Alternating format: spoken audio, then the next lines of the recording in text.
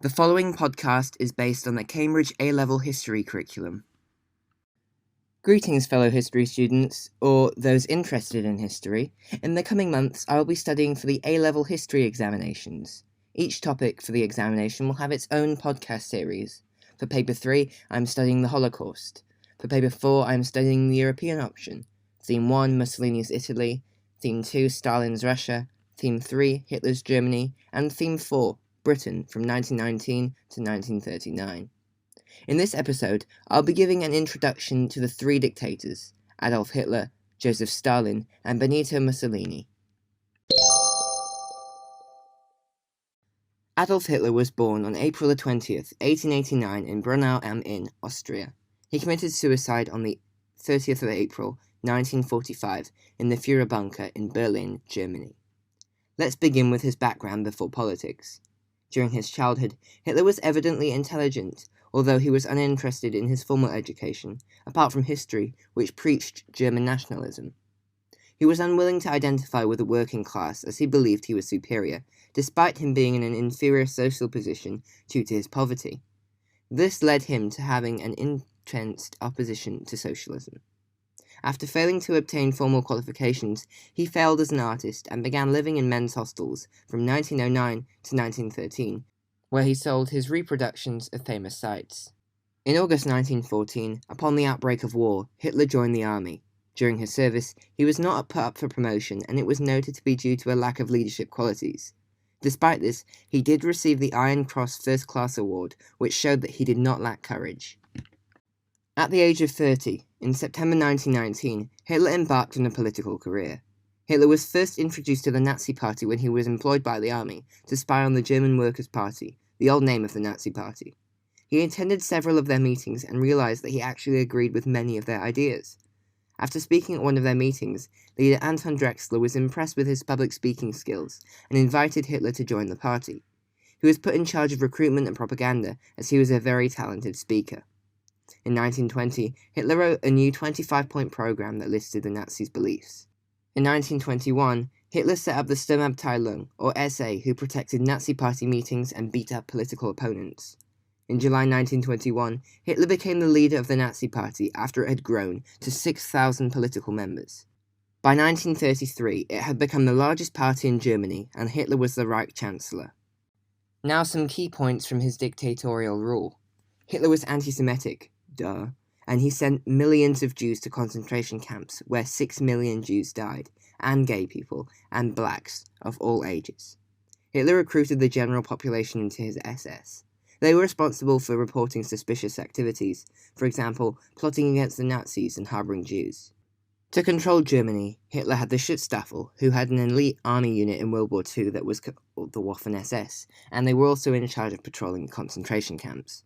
The Gestapo, a secret police force controlled by the SS, and the law courts were also controlled by the Nazi Party, and the pro-Nazi judges meant that a fair trial was impossible, and many were sentenced to death. Hitler's Ministry of Propaganda also controlled the radio stations, newspapers, films, music, and literature. Two common questions I was asked while studying history last year were, was World War II inevitable, and was Hitler to blame for World War II? William Shirer reflects on this, and I quote him as I say, "The mind and the passion of Hitler, all the aberrations that possessed his feverish brain, had roots that lay deep in German experience and thought. Nazism and the Third Reich were but a logical continuation of German history." When reflecting on the two questions, this tells us that Shirer believes that, yes, World War II was inevitable, even without Hitler, and it was just the nature of the German Empire. They had overcome being ruled by the French, sought more power, and lost in the First World War, for which they were punished under the Treaty of Versailles, and for this punishment they sought revenge on those who punished them. And yes, again, they wanted more power, and with this in mind, they were led by the right-wing Nazi Party led by Adolf Hitler. On to Joseph Stalin. He was born on December 18, 1878, in Gorky, Georgia. He died on March 5, 1953, in Konserva-Dacha. Before politics, Stalin grew up poor and an only child. His father was a shoemaker and alcoholic who would often beat his son, and his mother was a laundress. During his teenage years, he earned a scholarship to attend a private college in the nearby city of Tbilisi and study for a priesthood in the Georgian Orthodox Church. While there, he began to read the work of Karl Marx, who is often hailed as the founder of communism, sparking Stalin's interest in the revolutionary movement against the Russian monarchy.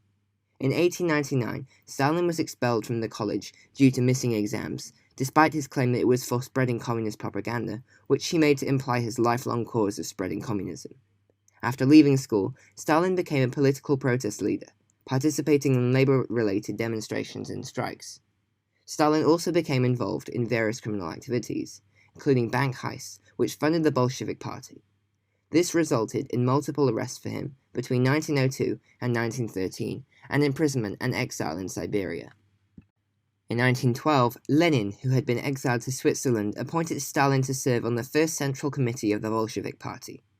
3 years later, in November 1917, the Bolsheviks seized power in Russia, began the revolution, which lasted until 1922, when the USSR was established, with Lenin as its first leader.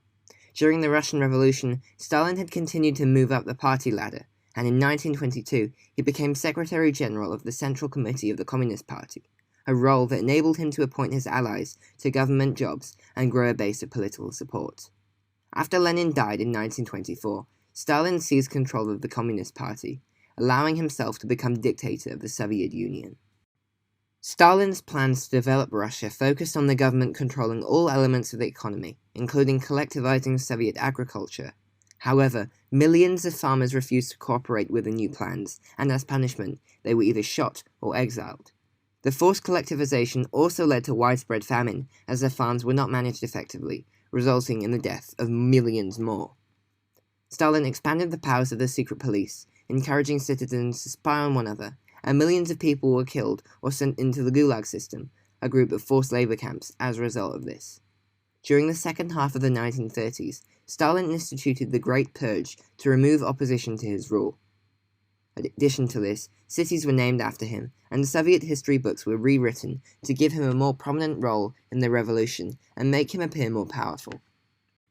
A right-wing professor, George Babarowski, reflects on Stalin's rule, saying, "He ordered someone's murder, and in doing so, showed that others what happened if they didn't submit to him.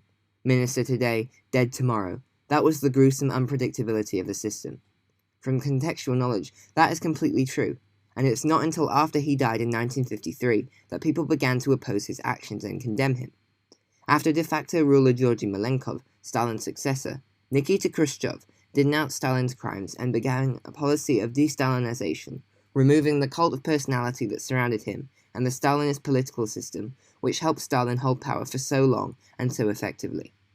Obviously, we know that despite these reforms, Russia, or the Soviet Union, did not become a democracy, and there was still a communist dictatorship which lasted until the Soviet Union was dissolved in 1991. Finally, we look at Benito Mussolini. He was born on July 29, 1883, in Predapio, Italy. He died on April 28, 1945, in Guilino, Azzano, Italy. At the age of 10, he was expelled from his first boarding school as he stabbed a fellow student. 4 years later, he stabbed another student, but this time was only suspended. During the early years of his adulthood, he traveled around Switzerland. In 1909, he moved to Austria-Hungary, where he became the editor of a socialist newspaper. However, he was deported back to Italy for violating laws which restricted press freedom. In 1910, Mussolini became the editor of yet another socialist newspaper, but was jailed for 6 months for inciting violence. While he was imprisoned, he began writing his autobiography. Mussolini split from the Socialist Party in 1914 and started his own newspaper, encouraging violence, while unrest spread across the country.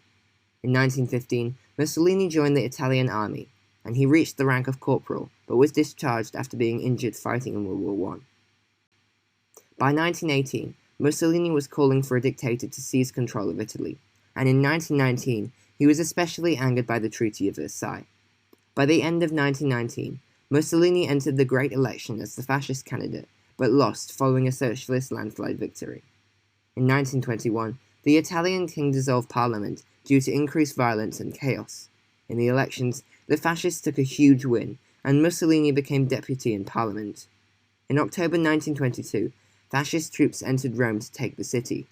King Victor Emmanuel III transferred the titles of Prime Minister of Italy to Mussolini without armed conflict.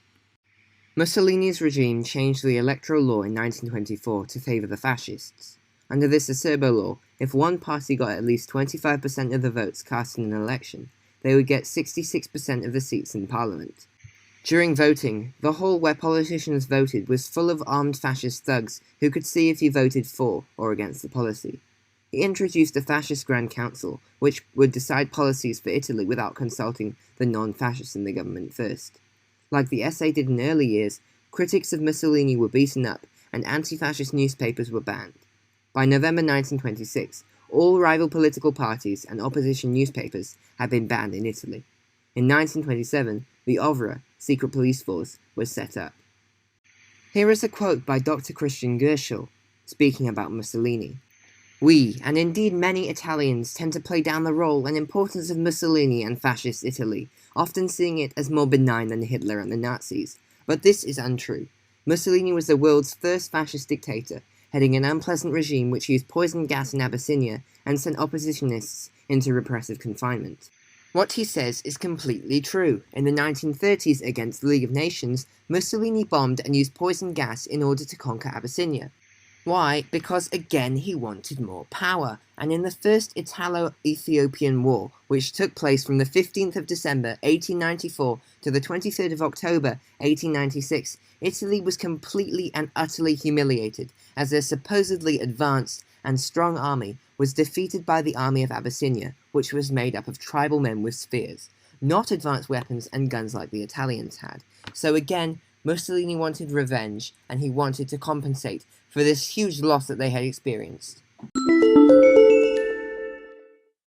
Thank you for listening to this episode of my podcast. Subscribe to be notified of new A-level content podcasts over the coming year.